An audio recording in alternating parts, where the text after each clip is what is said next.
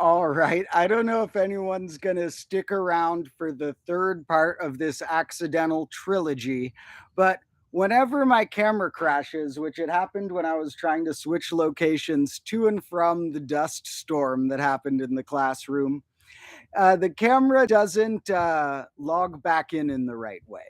So I'm not a tech whiz. I'm too old fashioned. I read too many paper books and I spend too much time just doodling math equations on whiteboards. So I need to figure out this streaming thing. Whenever the camera quits, it's just like down for some reason and won't let me try resetting it. So I'll get better at this whole streaming business and get the kinks ironed out. Eventually, when I have more of my friends around, I might make my stream a whole combo live show that happens once or twice a week. But for now, we got our little bit of messed up streaming with the fellas who stuck around or will pop back in or watch this later. The place I got cut off was basically explaining how when I was getting these surgeries I had to get this year, to get this ceramic and titanium input into my legs, the last thing I saw before they knocked me out was basically a PowerPoint of my giant x ray with a big red circle like a YouTube thumbnail there. And then I got knocked out, and you wake up and you're all drowsy and weird. And one weird thing that happens after you have to wake up from the anesthesia is they warn you not to drink too much water before, but to drink some water before because you have to take all these pills and stuff and you don't want to be too dehydrated.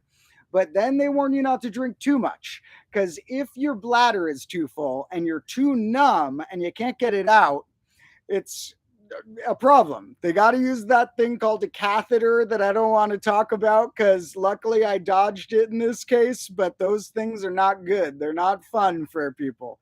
Now, it's a you can leave up to your imagination how they would try and get a bladder that's too full out of you if you can't do it.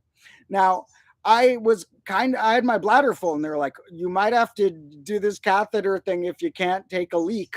And I was like, how am I going to take a leak? I'm completely numb.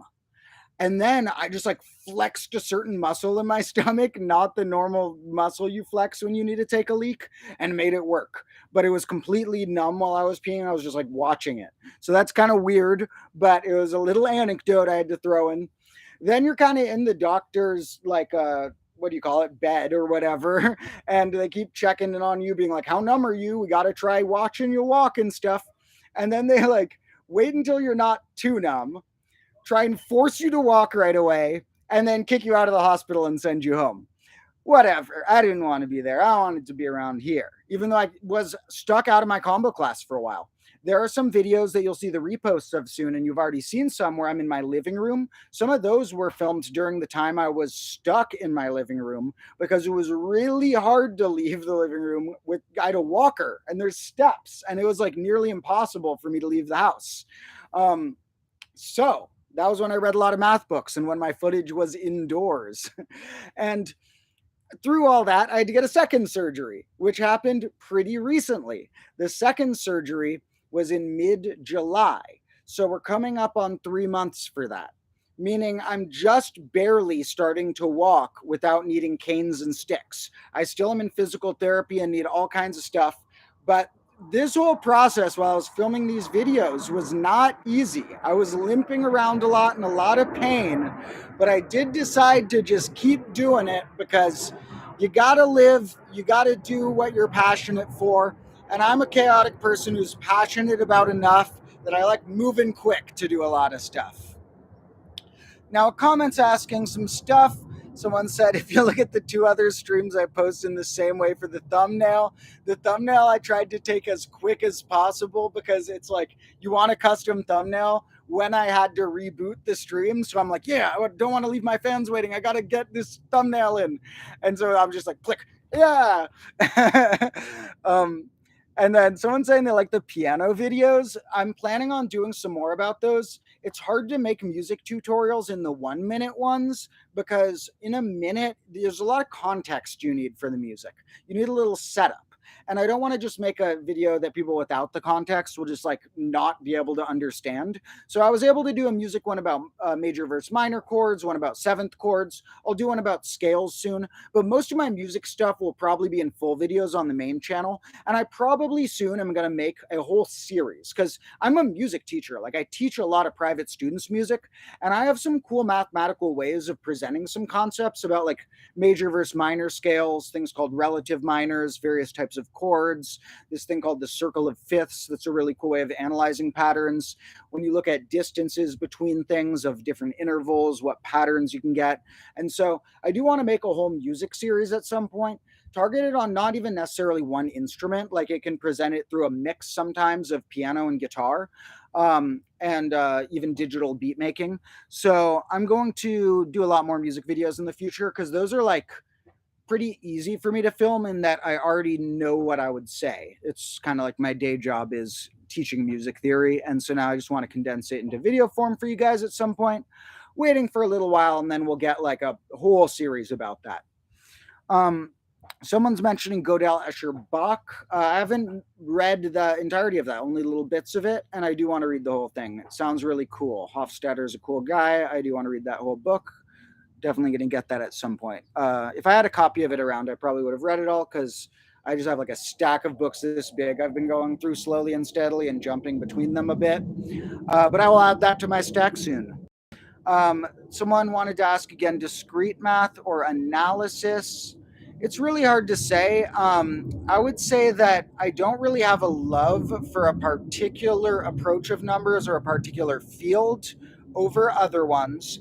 I have a particular love for singular things that pop up in both ways of treating things. So, I'm not sure if I can pick. Um, and then only OGs left a like on all three streams, says Seb. That's true. These OGs are going down in history. You guys are part of the first, or well, this is the third. I want to say this is the third live stream on here, but it's the fifth because this third one became a whole trilogy. But this is the third part of the third live stream on here, and there will be many. I like ranting about things, and like I said, I might even try and make a whole little live show where I work with my friends to give some weekly fun live stuff. But in this one, I'm just ranting, and you guys are here for the ride. Historical. Um, Now, let's see. No other questions really at the moment. So I'm going to kind of wrap up that story. There's not really much left to say apart from that. I will tell you more about how it feels to have to recover from hip surgery at a young age, the things I learned from that that were very hard, and that now I can try and treat in a motivational way. Um, and I don't know. I think I need to kind of think about my thoughts on that a little more in my own notebooks and through some therapy and stuff to really come to terms with certain arcs in my life and things I've learned. And then I'll make some full videos about what it's like to have to go through two hip surgeries in your 20s. And yeah, asking in a comment about the long term things I've noticed. Um, yeah, I kind of have to save that for a longer explanation. I feel like I wouldn't do some of the thoughts I've had justice. So, all I'm going to say for now is that if anyone has to go through surgeries of their own, yes, life is very hard, but I believe you can get through it, even if your life is harder than average. I believe that when I was young, maybe my life was a little easier than average. I didn't have an insanely hard childhood. There were moments that were hard, but I always had food. I had a good amount of love around me. I had shelter. So I didn't have a relatively hard childhood. I had a very, very hard, maybe 2020 to 2021, um, those years. So, yeah, I don't know. Even if you have times of your life that are way harder than average, I believe you can do it. I got through it and managed to use certain passions I had to guide me and help me. And those included numbers and nature and music and animals like cats and my friends and laughter.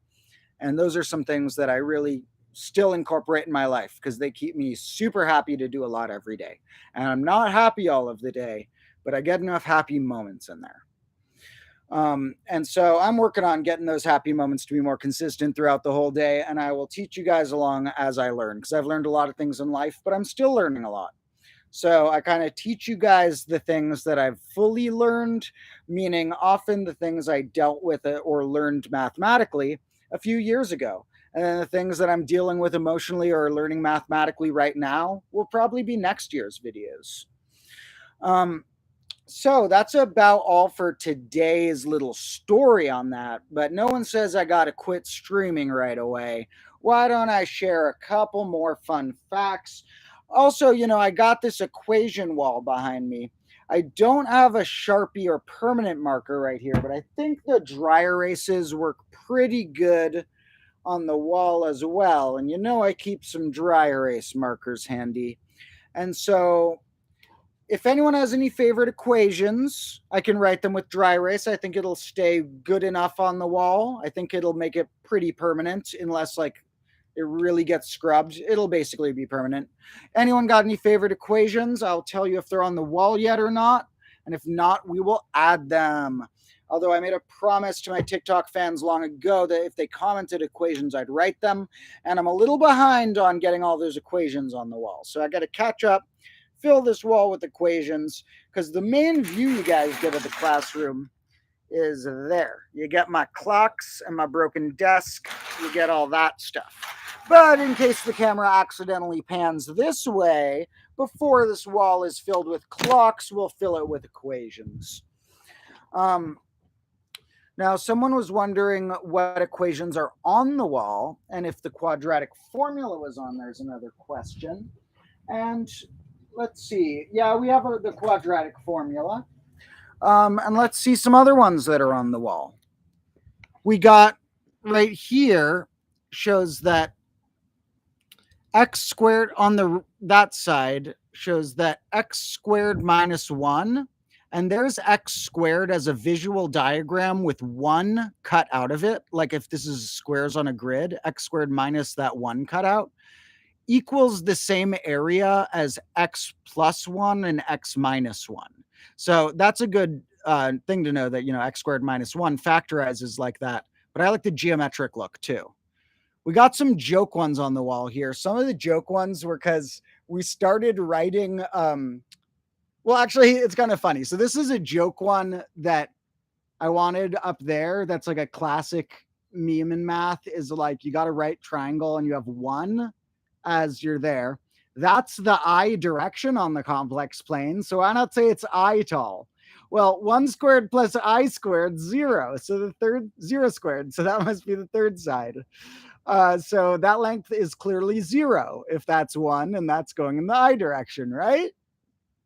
Well, no, because even if we go in the I direction on the complex plane, it's a distance of 1, but it's a good meme.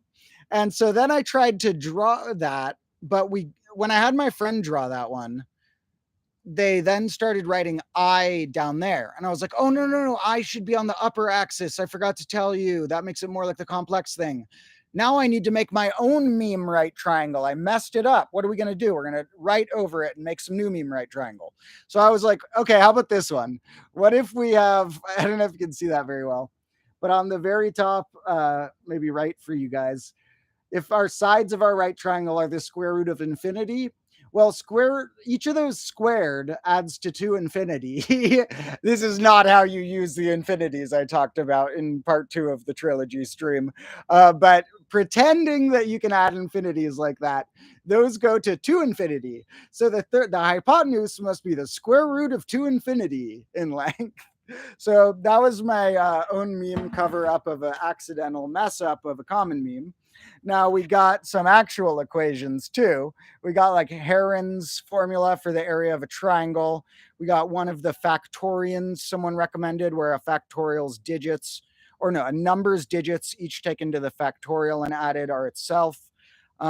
We got E equals mc squared. We got Euler's identity. We got Bayes' theorem for probability. I think that's most of what we got so far. And someone asked if we have Riemann's zeta function. I don't think we do. So the Riemann zeta function, I don't know if whoever asked that was here in the other stream when I was ranting about that, but I love the Riemann zeta function. Now, there's these millennium problems I was talking about when someone asked before that are $1 million bounty prizes. If you can figure out a certain thing about the Riemann zeta function, whether all of its zeros that aren't, well, it's a complex, but the question is you get $1 million if you can write a detailed reason that proves whether or not all of the zeros of the analytic continuation of the Riemann zeta function in the complex plane that aren't on negative even integers are on a certain line that is 1/2 plus or minus an amount of I. So if you can prove whether or not all the other zeros are on there, you get $1 million. Like I was saying in that stream, I don't think I'm going to be the guy to solve that. But maybe I'll inspire someone to, or maybe I'll even throw out some seed of an idea that helps it. I haven't been able to make my own seeds of ideas of approaching the problem yet because analytic continuation is a bit tricky. But I've just done a lot of my own research for fun about the Riemann zeta function, and it is magnificent and beautiful. And it contains so much. It contains pi, it contains the harmonic series.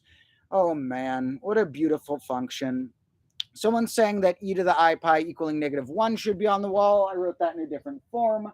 I wrote on the wall e to the I pi plus 1 equals 0. I like that way of scrambling it around, but same thing, beautiful identity. That one I haven't made a video explaining yet, but that's definitely a video I want to make at some point because I think one of the things I could achieve with my channel is taking some of the deeper math concepts and making them digestible. So that's an example of something that could be pretty deep to understand, like e to the I pi plus 1 being 0, or be simple if you look at it the right ways. So now what we're going to do is draw a picture of the Riemann zeta function again because it's so cool. No. We're going to draw the zeta function on the wall, not on the whiteboard. I wish I had a more permanent marker, but I think these dry erase ones will do the trick. This is just going to be a little hint at the Riemann zeta because I love it so much. So I'm going to make the S thing wrong probably, though. I don't know how to make the S thing. So we got, let me see how I want to write the beginning part. What we got in our Riemann zeta sum is we got 1 over 1 to the S plus 1 over 2 to the S plus 1 over 3 to the S, and etc.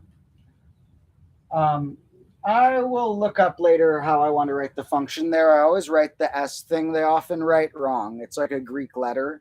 But what we get from this is, I'm just going to draw a hint of what we got going on. This is the complex plane. This is how many i's we got, 2i. This is how many ones we got. I'm just labeling a couple of them. Now, the Riemann zeta function doesn't make sense to analyze past a line right here. There's a line right here that is basically an extended harmonic series. This dot right here is the harmonic series. You plug in 1 for S with no imaginary, and we get 1/1 plus 1/2 plus 1/3. I've made some videos that show that's infinite. And so we can't go 1 or lower. It doesn't make sense to analyze. It diverges. So they have to do what's called an analytic continuation on this side of it. But that's where all the cool stuff happens. Not all the cool stuff. A lot of cool stuff happens here. At 2, if we plug in that, we get pi squared over 6. Pi squared over 6 is the value this infinite sum converges to if we plug in 2, which basically is making the reciprocals of the square numbers. Now, the harmonic series here is infinite. I'm even going to label it because some people forget that we have the harmonic series like in the Riemann zeta sum. So I'm going to write harmonic series here. This wall's really bumpy. And that dot's the harmonic series. That dot does a cool thing with pi. In fact, all of the even integers does cool stuff with pi. All the negative even integers, if you follow what's called the analytic continuation, are zeros. They result in it adding up to zero perplexingly. And it's, well, the analytic continuation. We can't say add up, it's a different type of add. It's following an additive thing. Now the question is, on this really important line, on that line, this line is called the critical line. It lies within a zone called the critical strip, I believe. I will look that up before I label it. But this is the critical strip or critical zone between 0 and 1 being your real amount and different amounts of I. And they've proven that all the other zeros of the analytic continuation are in this zone. But the question is whether they're all on that exact line. And that's the $1,000,000 question, and just the tip of the iceberg about how beautiful the Riemann Zeta function is. The thing that makes it so important is that it relates to prime numbers. There's a way of rearranging the Riemann Zeta sum to just be related to prime numbers. And so if we prove that all the zeros are on that line, although it sounds unrelated, it will verify a lot of things that we think might be true about prime numbers. And if we disprove it that all the zeros aren't on that line, which I think is less likely, I think they probably are on the line, but it's hard to know. If we disprove it, if they're not on the line, then it tells us other stuff. It tells us hypotheses we had about primes weren't true. And mathematicians aren't sure. There are some who believe it's not and some who believe it is. But I believe the majority think it's more likely that they are all on the line, but we really don't know. That's why it's one of the $1,000,000 questions. So, yep, someone said they got to go feed the animals, but can't wait for the next trilogy. I actually hope the next one's not a trilogy. I will give a disclaimer right now that if my thing does that weird thing, it's not going to be a quadrilogy if my camera breaks again or whatever happened with the internet. If it goes down, I'm just going to leave you guys a message in chat and dip. I'm out. But as long as it doesn't do that, I'm chatting here for another 20 or 30 minutes. But yeah, there will be more streams. Like I said, I might want to try and pick a few days a week I do consistently, and I might try and aim it so they're different times of day so that people in different time zones have a better chance of having at least one of my streams line up with them. Someone's wondering if I can talk about group theory. Group theory is magnificent. I will certainly talk about group theory, but that's more of main channel stuff than side channel stuff.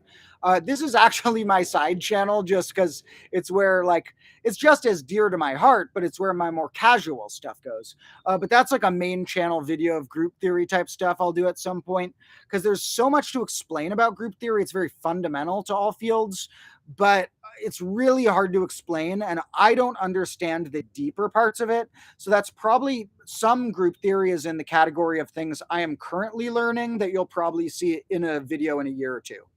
Once I'm like sure I know how to teach it right. As far as simple aspects of group theory, I do want to share some of those, as well as just like, here's a fun fact, is that group theory relates to, in the simplest way of trying to explain it, the ways things could be symmetric. That's an understatement because really what it means is tables of ways interactions can cause other interactions or return to the same interaction. These tables that are very fundamental to things with many ways of describing them that could often be described in a very like simplified way as ways things can be symmetric. And it seems like how could you catalog all of those? And there is an infinite way that things could be symmetric, but they fall into families of groups. And some of these infinite groups, we can say, oh, we know that family's traits to a degree, even though it's infinite. For example, one group that can be described as rotating regular polygons. Other groups can be described as rearranging items in a set. And these groups kind of seem like one thing, but they're actually secretly so many things. Like you might be looking at what are all the ways I can spin a square, and you might accidentally fall into rearranging certain letters or something having the same group. But for certain weird ones that aren't in these infinite families, that are just a stranger group something can be in, they're called the well, I'm not going to explain this properly, and I don't want to go into the full thing because group theory is really complicated. But the short fun fact I wanted to share is that in this quest to classify what's known as the finite simple groups, um, mathematicians worked together to classify all, in some senses, of these finite simple groups that make up so much stuff in reality. And the paper that describes all of them, written by many mathematicians over many years. Guys, want to guess why I haven't read the paper yet? That's called the classification of finite simple groups. Maybe because it's really hard to understand and that very few mathematicians can understand it, or maybe because it's 10,000 pages. Not kidding. Over 10,000 pages in one proof. Not really a proof, but a classification, including the proof that this classification was complete in a certain way. So they're working on ways to simplify that. They're trying to boil it down, the mathematical community, including the people who wrote that, into making a more concise version that demonstrates the same thing. But someday I may try and dig into that paper. But from what I have heard, even the toppest level mathematicians hit brick walls in that paper and have a very difficult time understanding that. However, there are some groups it describes that are more simple. And then there are the groups on the opposite end. I probably won't talk about the medium complexity groups. I'll talk about the easier ones and the weirdest ones. Because, like someone mentioned, what about the monster? And the monster group is probably one of the weirder groups and one of the more beautiful ones. We've already seen a number related to it pop up in another field of math with these thing called J functions. And the fact that it was in two different places was, to the mathematician John Conway, seeing this massive number he'd been investigating, like seeing God to him, and is from a non-religious person, just like seeing into the eye of the universe, almost seeing this number of a strange type of, almost could be considered symmetry, show up in this J function thing, or a number that's actually one apart from it, but is very, they're linked. The number is one off, but they're massive numbers, and it kind of makes sense that it's one off. Now, the monster group is a outlier because it has such a big size. I don't remember the number of even what dimension describes it, because that's in the hundred of thousands. And I don't even remember how many digits the number of what's called the order of it is, because it's like super huge. So we'll talk about the monster sometime. If anyone wants in the meantime to learn about this thing, I recommend the video on the channel 3 Blue 1 Brown that talks about the monster group. If you look up 3 Blue 1 Brown and the monster group, he has a great video about that. Another recommendation of longer YouTube videos of my other favorite math channel on YouTube. There are many math channels I love on YouTube, but the other one that I've probably hold in the highest esteem along with 3 Blue 1 Brown would be Mathologer, this brilliant German guy who puts some legit proofs he's made in YouTube form. Love that guy. And I recommend his videos about the Riemann Zeta function. He has some great ones. There's also a 3 Blue 1 Brown video about the Riemann Zeta function that's great. Also want to shout out Matt Parker from Stand Up Maths. Some people have talked about him in my comments, and Stand Up Maths is another great channel on here. Someone's asking if the 10K page proof was computer generated.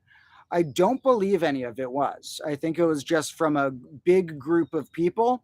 There are other computer generated proofs that are even longer. And those are an interesting debate in the mathematical community. If there's a proof a computer makes that's longer than a human could ever read, so a human could never check it, do we trust computers enough to call that a proof?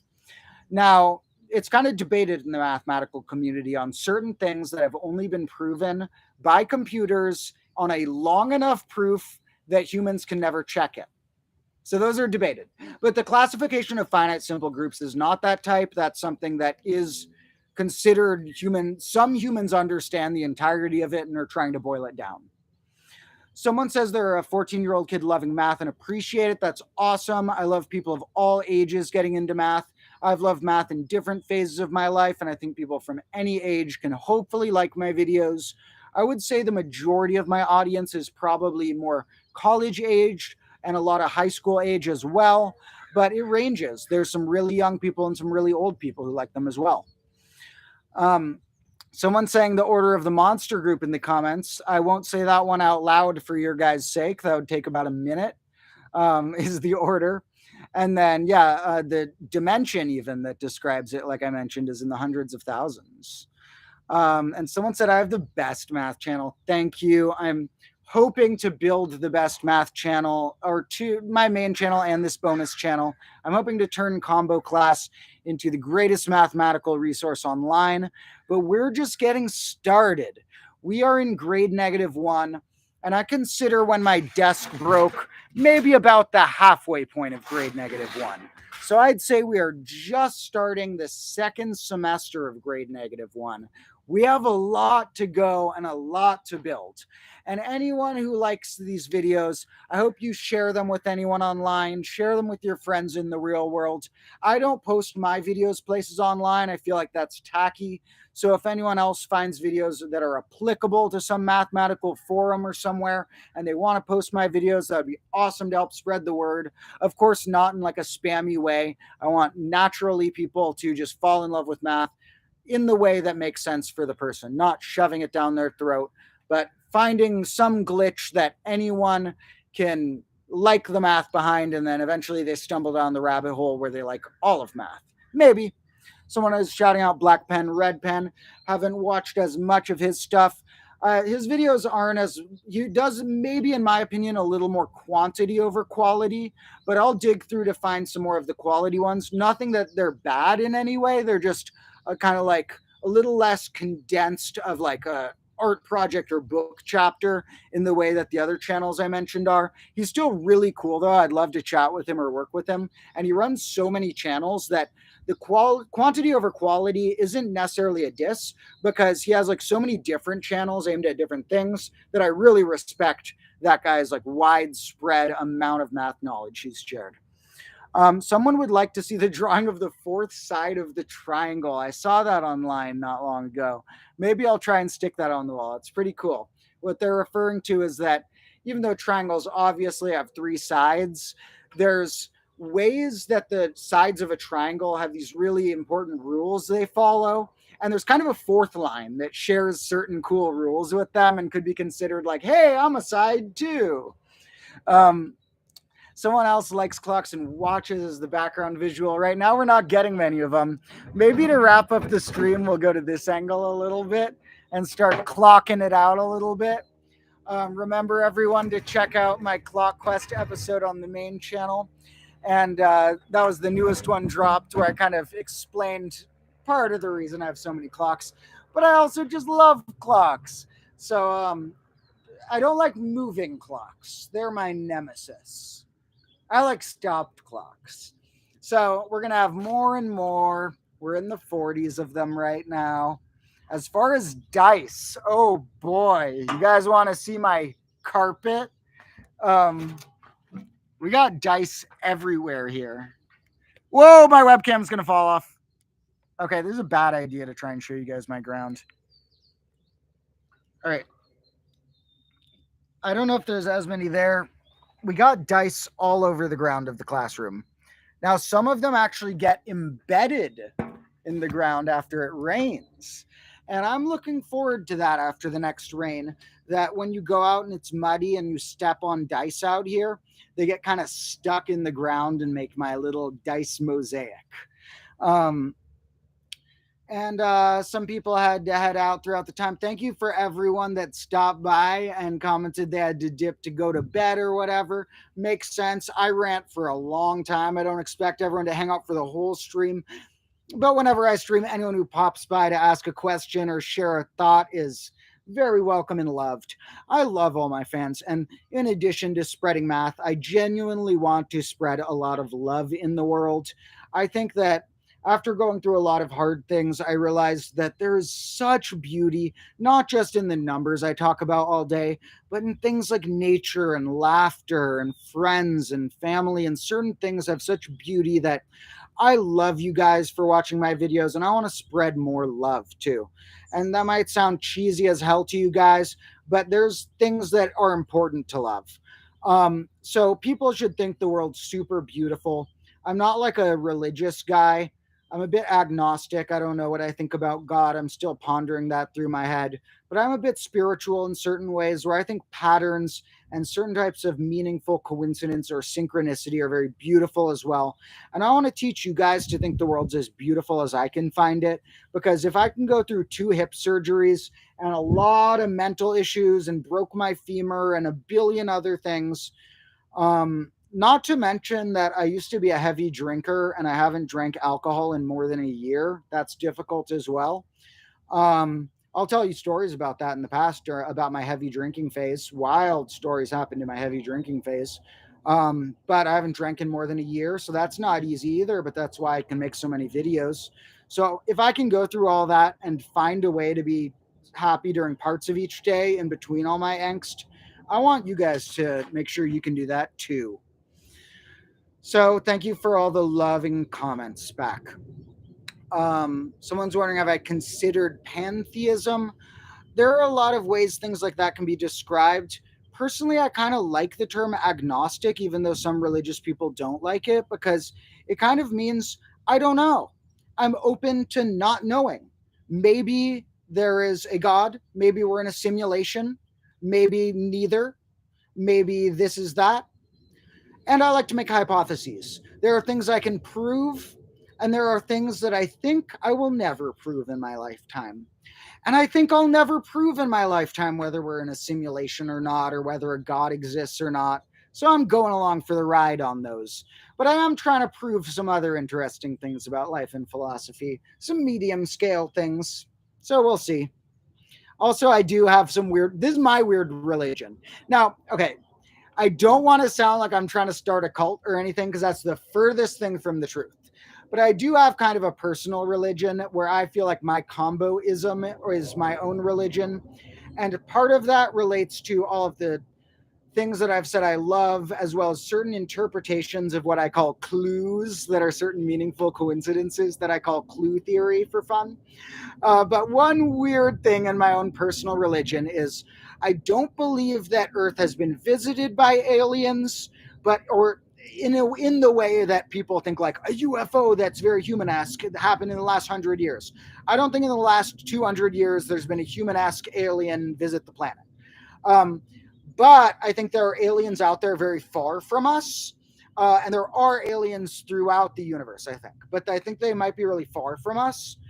And I think that there is a chance some aliens will be smart enough to find ways of visiting us or even backtracking to look back at where our atoms were in the past. You know, when you look further, there's relativity that causes you to see things how they were in the past. Maybe an alien has a really good telescope in the future, and in the future, they're watching this live stream. So sometimes in my religion, for my own, like I said, I'm agnostic, but I kind of feel like I have my own thoughts of what makes sense. And one of the things I like is thinking, I'm going to do this for any alien who might be watching me, my present in their future. Thank you, aliens, if you're out there. If you're not, thanks to whatever rain is forming up in the sky or whatever. So I call myself agnostic, but maybe someday I'll tell you more about my comboism, my beliefs about praising the aliens for the hell of it, finding clues and meaningful coincidences, and my other weird stuff. Please don't interpret that as me trying to start a cult. That's not what's going on. Um, so if you guys want to call yourself combo lords and start talking about clue theory, that is all cool with me. I'll explain more about clue theory next time. Just don't call us a cult. It's a bad look for us. So, and someone asked the religion I just joined, and I'm not very particularly any religious. Funny enough, I didn't even mention through all of this, I was raised mildly Jewish. My parents don't like firmly believe in a Jewish God or the Torah or anything, but they like the what do you call it? The traditions of it. And so I had a bar mitzvah. I was raised with a lot of Jewish traditions. I still last night with one of my friends who I was filming Riemann footage for, and we had 3 candles, and I bought a carton of eggs because I'm filming more footage about Riemanns for episodes. One of my friends was like, some of my friends like celebrating Shabbat, and that was last night, is Friday night. Some people in the Jewish culture light candles and celebrate that for a minute. And me and my friend and my mom actually just sat down together randomly and did a little random Shabbat thing for the hell of it, where we lit some candles and said a little Jewish prayer. So I do some Jewish traditions once in a while if my family or friends want to, but they're not a religious thing as much as just a tradition. And I did have a bar mitzvah and all that. But I don't think the Jewish religion describes me more than other ones. If I had to pick a religion, I'm a little closer to certain Eastern religions like Taoism or even Buddhism or something. Not that those are what I believe in, but those might be the closest.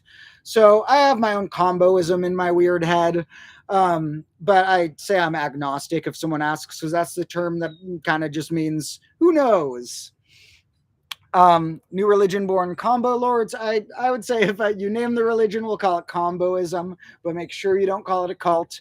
And combo lords are just the name for my fans, as well as for people who have a similar mindset to me.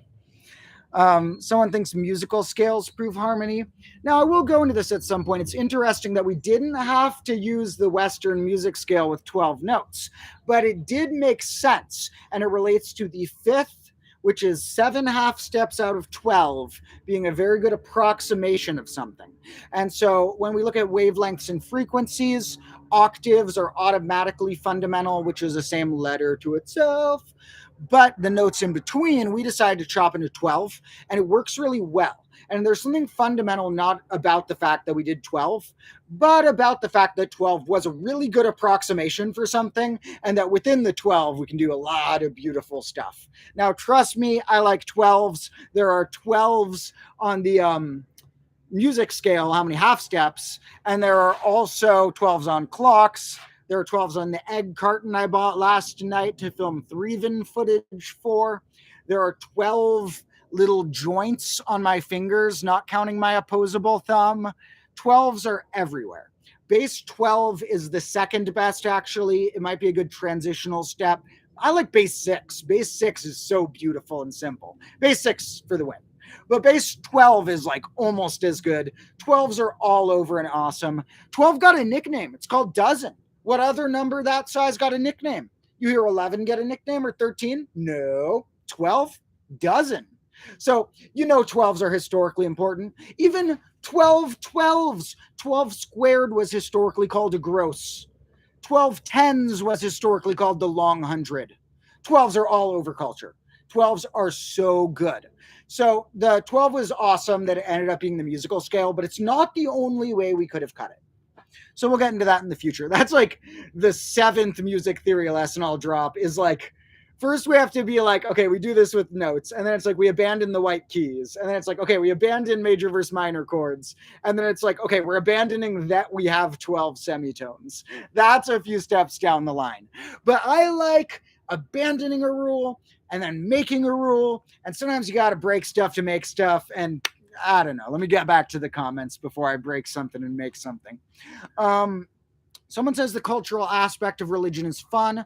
I think that's one of the better aspects of religion. To be honest, I'm a little critical of certain ways religion can be implemented. I think that religion should be more separated from school. I don't think school should have religion in it. So I'm a little critical of some ways that religion is in our society. I think, for example, all churches should pay taxes fully, maybe even extra taxes. They make a lot of money. Taxes, I think, are okay if we apply the taxes to good things. And why not tax a organization such as a church rather than me? So I am critical of some religions, but the cultural aspects of them are beautiful. And religions are kind of like how math has had so many years to develop and blossom. Religions have their own really interesting ways that they've had millions of years to, or religions have had thousands of years to kind of think about, what do we think about life and death? What do we think means meaning? And kind of hone that down in different weird ways. Like I said before, of the things that different religions describe, I'm closest to feeling a connection with things from Eastern religions more so. However, culturally, the ones I do are the Jewish ones if I'm with friends or family. I don't really bring them out myself. I'm not like the guy who's like, it's Shabbat, let's do it. but it's fun to do. And in fact, me and my squad, and oh man, I want to tell you guys the name of my squad has like a name and stuff. But then you guys are gonna look up all of the embarrassingly good and embarrassing maybe freestyle raps that me and my friends have dropped over the years and all the crazy stuff we've done. So I'll tell you my squad's name later. But me and my squad do a yearly tradition called Extreme. Well, the full tradition, oh my god, it's going to spoil the squad name. Okay, I'll tell. Ask me again later if anyone remembers this in a future stream. I will tell you about my squad if you ask me about Extreme Dreidel and how that spoils the name of my squad. Extreme Dreidel is a game that my squad plays at an event that's named similar to my squad that is a version of Hanukkah. And in our version of Hanukkah in this event, which I'm not naming now, our extreme dreidel game is so cool. We assign things on different dreidels. It's an idea I made up with a friend or two. I made up the origin of it, and then my friends helped me decide what we're going to put on the dreidels, although they change each year. Dreidels are those things you spin with four things on the side used in some Jewish traditions. Now, we write a list of what they mean in extreme dreidel, and they mean things like you got to get splashed with a cup of water in your face, you got to eat a hot pepper, you got to try and do a handstand, you got to do maybe so and so substance if it's a party. There's extreme dreidel stuff. It's wild. You don't have to play. If you spin the dreidel, your choice. Now, of course, if someone didn't want to do something, they don't have to. You know, no one has to do what they don't want. But only spin the dreidel if you want to have a challenge. Now, here's the problem with not problem, the good thing. The problem with taking a risk in a good way is that three of the faces on the dreidel are challenges. The fourth face means roll the next dreidel instead. So you have a 1 in 4 chance of rolling dreidel 2 instead. And dreidel 2 is worse challenges. Like dreidel 2 has bad stuff on it.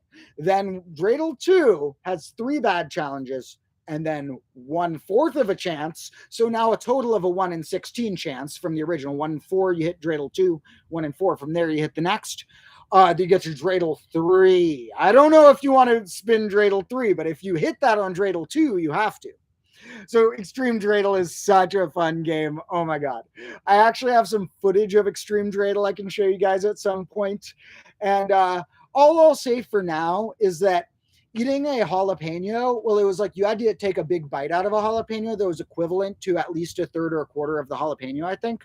And with the jalapenos, we thought they were going to be like pickled jalapenos.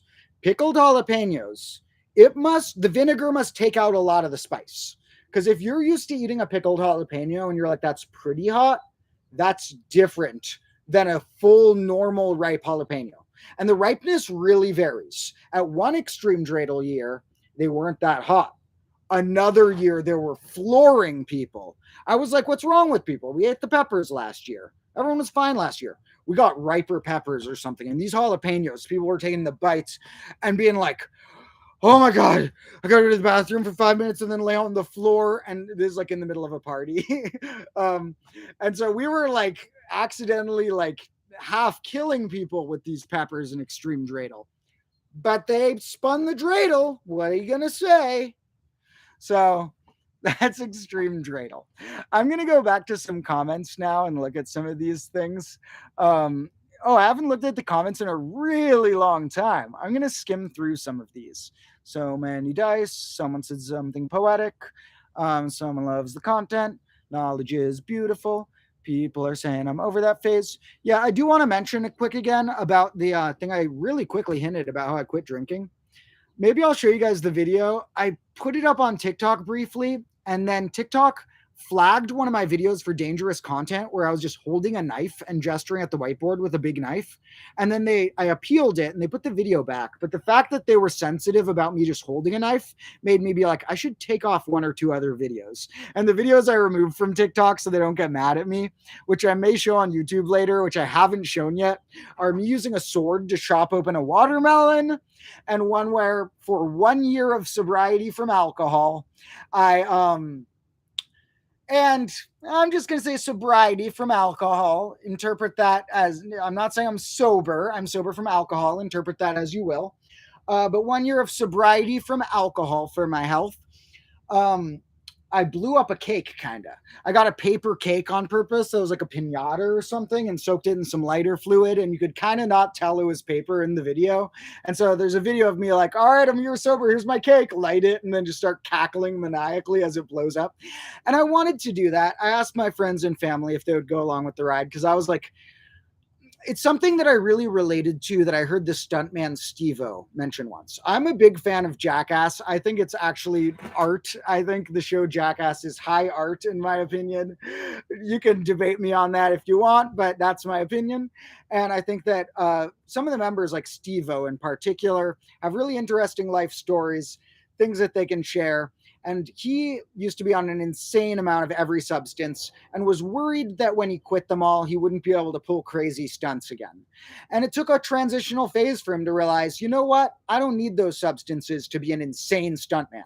And he still does the craziest stunts without doing the substances. Now, for me, alcohol was the one that was causing me problems. I didn't know.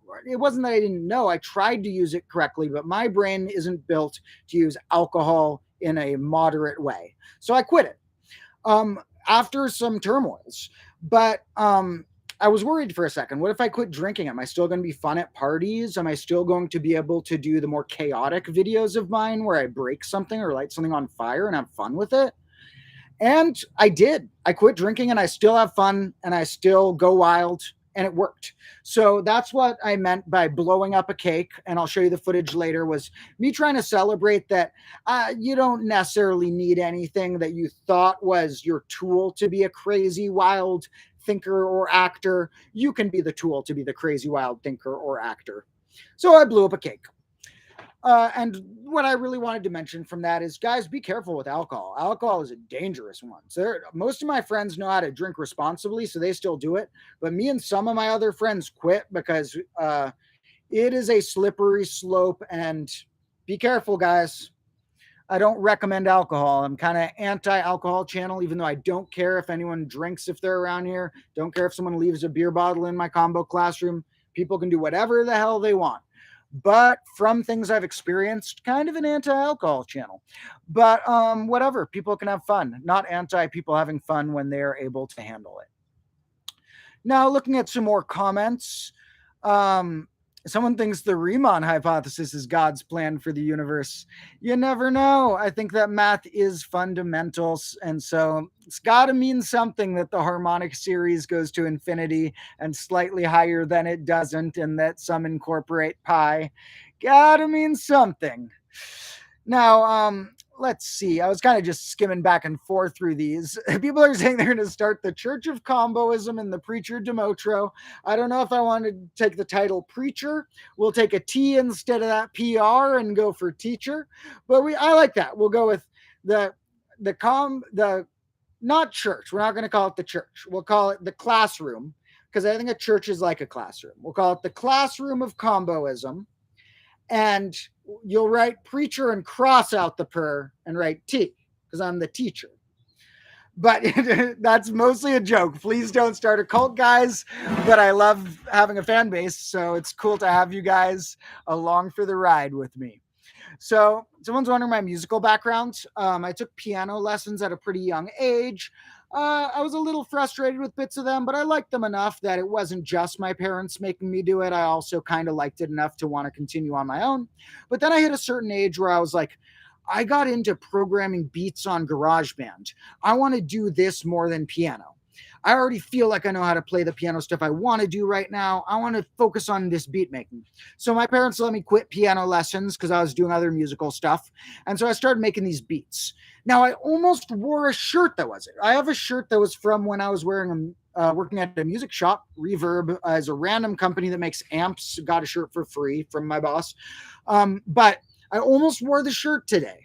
I'll wear it in the next stream of the first band I had when I was in 6th grade. And I had a band called Kiwi Worship with my friends.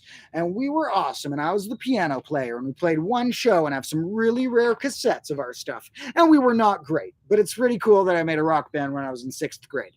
But we were not great.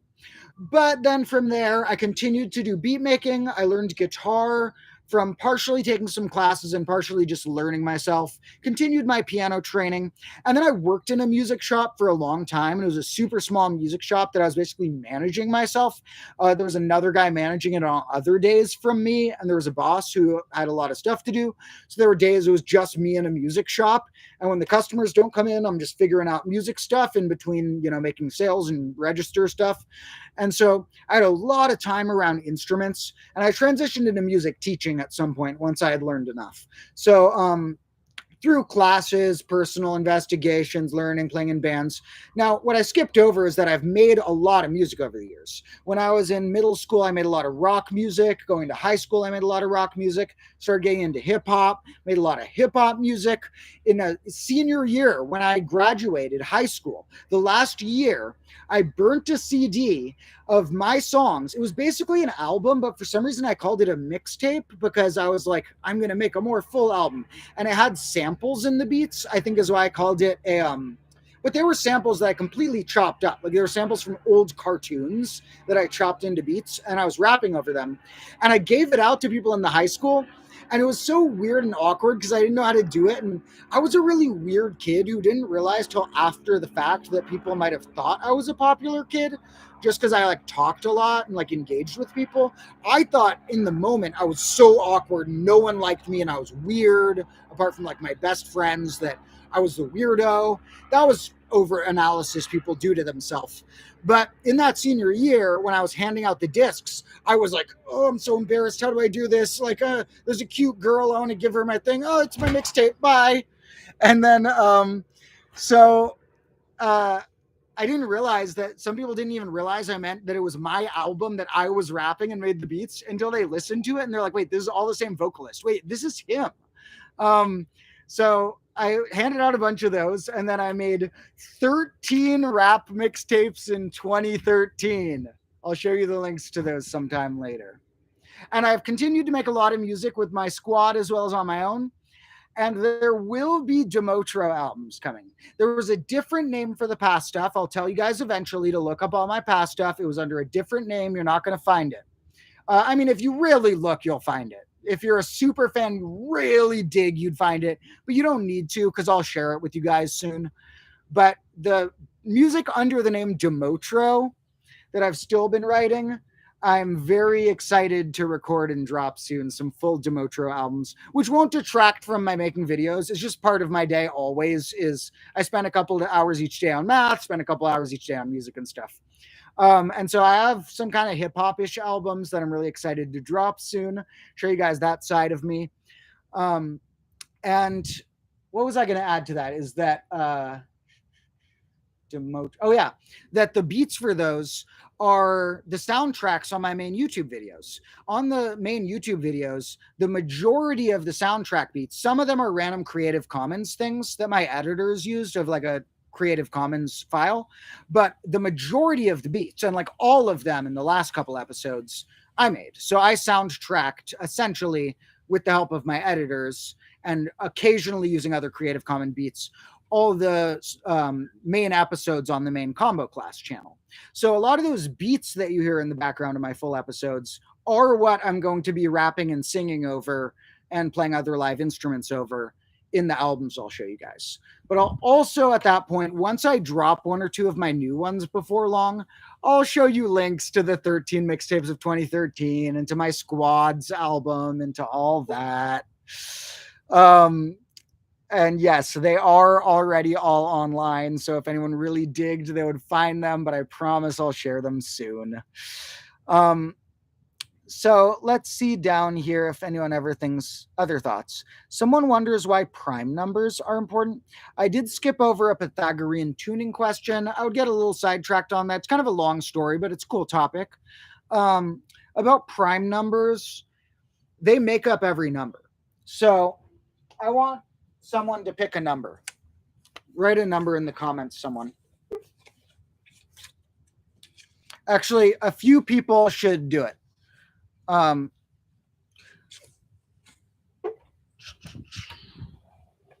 We got 28 with an exclamation point. That could mean 28 factorial. I'm taking it to mean 28 without the factorial. We got 20, and I mean, normally you'd interpret it as 28 factorial, but I don't want to calculate that. We got 28, we got 69, we got all these 270. Okay, so the 3-digit ones I'm not positive about, so I'm only going to pick one of those. As an example, is 245. And in fact, I'm going to use 245 as a good example to start, and then I'm going to come back to 69 and 28. 245, why are primes important? Well, what is this number made of?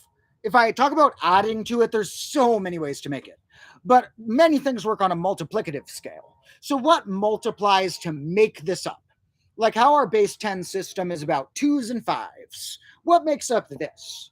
Well, I can divide it by 5. So let's see. What is this? I actually don't know what this is going to end up as. So that's why I picked it. It was one I didn't know but would be able to calculate.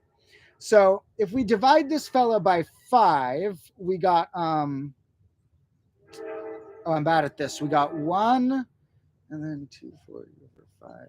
What's that? Okay, I'm doing this poorly. Let me pick a smaller example. You guys may realize at points in time that mathematicians who are brilliant, I'm not calling myself this, but in general, mathematicians who are brilliant at figuring out things are not always brilliant at being calculators. Florian says 250s. Yeah, you're right there, Florian. So good shortcut there. So 245 over 5 equals 49. But we can also break down that a little further because 49 7 squared. And so now what if we put those all together and we say 5 times 7 times 7, which we might also write as 5 times 7 squared. Well, this is the prime factorization of the original number, and it's kind of the furthest we can break it down. This tells us a lot about the number. It tells us kind of its structure. In the same way that water is H2O, 28 is 7 times 2 squared. H, two O's. Very similar. It's not identical, but it's physics and math, but there are similarities in those. So a prime factorization of a number is in a way what makes it up. And it's base independent. No matter what base you count in, you could split the number into the piles that make it up and stuff. But prime factorizations are just so important, being kind of a number's H2O molecules or whatever, that they kind of are numbers. Like, it's less that primes are important numbers. It's more like all numbers are secretly primes combined. And people are writing down some prime factorizations here. Yep, like 69's 3 times 23. That's probably the only reason people comment 69 so much. Probably because it's threeven.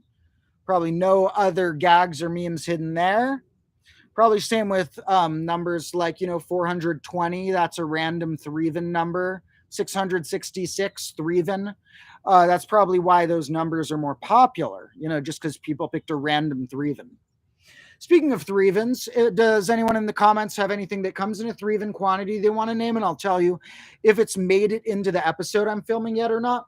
As a little explanation, I like to have a few episodes worked on at a time because, you need to edit them too. So the one I'm about to drop is about tetration.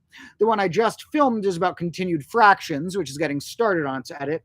And the next one I'm filming right now is my first full episode about why threeven needs to be in the dictionary. So, of course, this is going to be stuff that could fill a whole book and will fill a whole book because I'm probably going to write a whole book about threevens and throts. Probably going to write an entire book about it. But for now, I'm going to start making a couple YouTube episodes. First of which will just be why threeven should be in the dictionary. Next of which will be why the hell are none of the illions like million, billion, and jillion threeven? But in the first one, I have collected a great deal of footage of me just interacting with threeven items. You guys want a really rare spoiler preview? Let's see an example of one. Here's I got my friend to film. I'm not wearing the lab coat because we were in a shop. But Eggs. Every size of egg is threeven. They had 60s, they had 18s, they had 12s, they had sixes, all threeven evens. Evens are important too, but evens already in the dictionary. So nothing against even. Threeven's not trying to take any credit, it's just trying to share a little bit. What else comes in threevens? You got drink boxes, you got finger joints, you got ant legs, you got the way they package a lot of serving sizes, you got so much stuff is threeven. So I've been getting some threeven B-roll to just try and compile how much stuff in our life. You'd expect that a third of the things like serving sizes would be threeven, but no. Things have three dimensions sometimes. So if you look at like how many pens or how many like marbles fit in a box, if even one of the dimensions is threeven of a rectangular prism, the whole box is threeven. So, like, what I mean is, let's say you're packaging some cereal, but no, it's got to be like something that stacks. You're packaging some dice. Now, we got our dice right here in a box, and then we're going to stack our boxes in a truck. Now, if one of the dimensions of this is threeven, any of them, or if one of the dimensions of the truck of how many boxes, we're going to have a threeven amount of them. Now, people say about fiveven or feven. I call it feven, but I think it's less critical. Feven is less fundamental. Now, it is important. Multiples of 5 are cool, but threeven, I will show you guys, is so fundamental. It needs to be in the dictionary. It's on some random online, like I'm a dictionary websites, but it's not in Merriam-Webster, not in the classics. So you know what, guys? To do a little research for my episode, let me look up right now recent words added to to the Oxford Dictionary was the first that came up. What are new words that came into the dictionary? Because I remember hearing that dad bod got added to Merriam-Webster. And I think if dad bod is in the dictionary, threeven should be. What do you guys think? Someone's saying 3 being important is related to Zipf's law. Interesting. I'll take a little note about that in my threevens document. I know Zipf's law when you're analyzing data, but I haven't looked at it in a while. So I need to make sure I include that if that is threeven-esque. All right. Now I'm looking up what are the new words added to the dictionary to see if there's any that are less critical than threeven and thus mean threeven also should be in. So, okay. Let's see.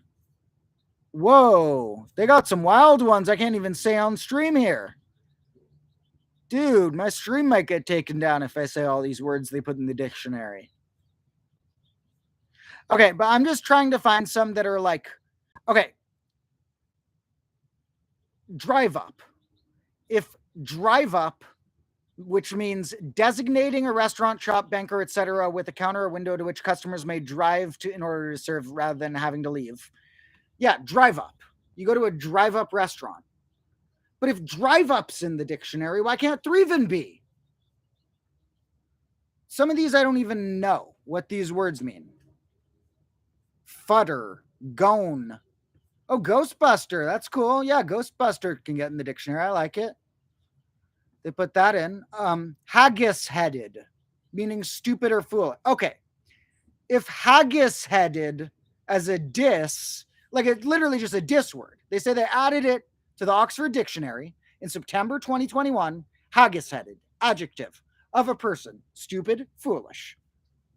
If haggis-headed as a just pure diss word can be in the dictionary, why can't threeven? Someone says threeven's an Urban Dictionary. Yeah, everything's an Urban Dictionary. Oh, so okay.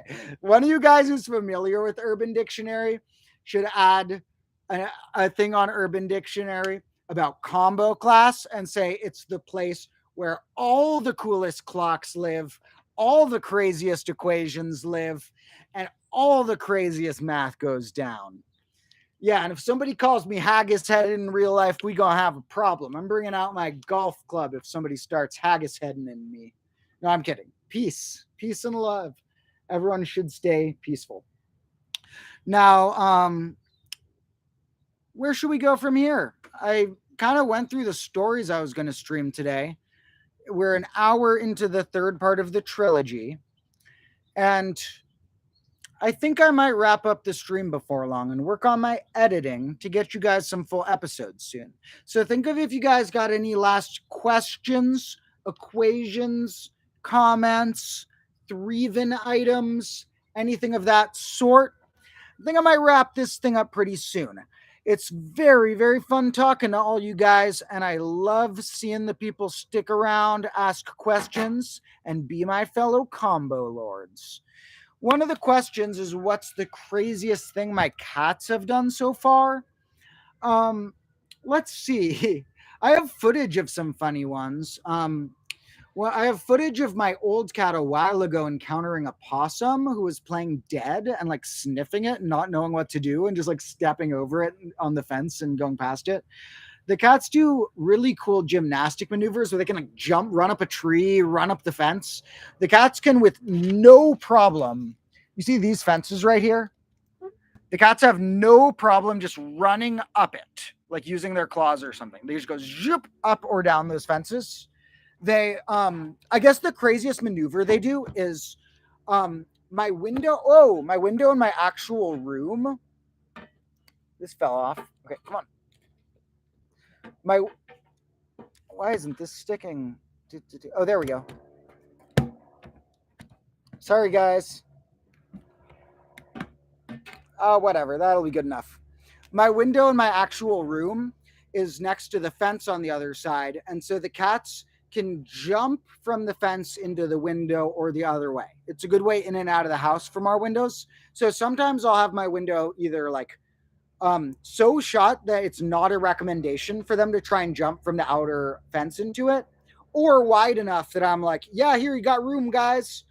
And then one time I had it what I thought was so shut that it didn't look like a recommendation to jump through. And my cat went, zoop, and they jump from this other fence, like, oh man, they jump from like feet above, fly downward, and do this diagonal zoop through the window. I don't know how to describe the motion other than a zoop through the window, and like seem totally fine. Like, I don't know how they get through like windows of this crack from a fence that's like 3 feet that way and 4 feet that way. Um, who knows? So they're really good at doing those gymnastic maneuvers, I guess. Now I try and leave the windows wider open so they can just have room to do it. Um, and I would say the wildest thing is not a crazy thing, but it's how nice and awesome my two main cats have been to the feral cat who I adopted about a year ago, who was a stray, and he is magnificently nice as well. And he's just starting to let me like shut him in the house and not freak out, because he grew up hiding under porches and houses in the street and stuff. Um, and he's a sweetheart, and my cats have been like really, really nice and welcoming to him. So that's kind of crazy for cats to be that welcoming, but I think they might secretly be brothers. Like I said in another stream, they look like clones, and there's all these clones in the neighborhood, and my cats were adopted from a humane society so close that I think they might actually be clones. I mean, no, not actually clones. They look like clones. I think they might actually be related. um Someone asked my favorite book, and then someone else said nothing but that they love my personality and videos. And someone else agreed. Thank you so much, guys. That's really good to hear. Like I said, there might be not as steady of a stream of short videos on the main channel because there were some reposts. So I'm not always going to be able to have like 4 a day, but there's going to try and be a short video every day I can, and or a live stream multiple days a week. And I'm trying to get a full episode out each week. And before long, so you guys can see more of my thought process in my written form, I own comboclass.org.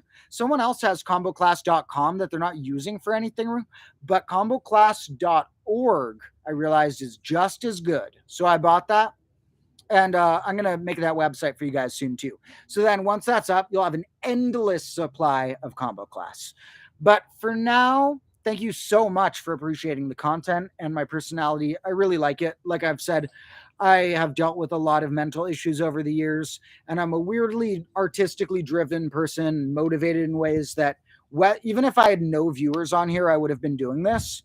But having the viewers makes me sleep better and be happier. So thank you guys. And it makes me more encouraged to work faster. And it makes it more likely that it'll be my full job before long and that I'll make like 2 full episodes every week and live stream every day. I can imagine a time where I live stream every day for like an hour because I like talking. Um, Now, oh God, someone submitted combo class to Urban Dictionary. Thank you. I hope I'll take a peek later. Thank you. Assuming that it's um, anything wild. I don't care. I actually just like people talking about combo class. I am very thick-skinned. In fact, my friends held a roast. They didn't want it on film, so we didn't film it. But me and my friends held a roast on each other, on like the friends we've known for all the years, and we're like, only sign up to be, you can come to watch, but only sign up to be a roaster and roastee together if you have a thick skin, if you are ready to get roasted. And we like went at each other's throats, and it is the hardest I've ever laughed, maybe just hearing my friends able to like tear each other's personality quirks down. Oh my God. And I got ripped to shreds too. So trust me, I got a thick skin. I just like the word of combo class out there.